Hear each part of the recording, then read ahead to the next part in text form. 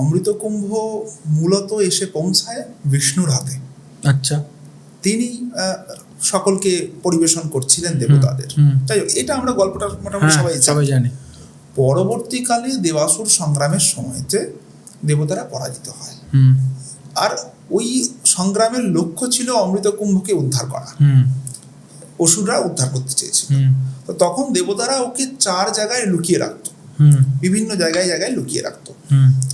তো এই যে 4 জায়গায় লুকিয়ে রাখতো কিছুদিন করে, তো এইগুলোতে কি হতো, কুম্ভ তৈরি হতো। মানে পরবর্তীকালে সেই জায়গাগুলোতেই আমরা বলতাম কুম্ভ। কেন এরকম, কেন না, এই যে ওদের 12 দিন মানে আমাদের 12 বৎসর। আচ্ছা। তো সেই হিসাবে ওরা যে লুকিয়ে রাখতো এরকম বিভিন্ন জায়গায় 4 জায়গায় কিছুদিন করে, তো এতে করে আমাদের এখানে সেটা 12 বৎসরে একবার করে, মানে ওদের একদিন ইজ ইকুয়াল টু আমাদের 1 ইয়ার। হ্যাঁ, একদমই তাই।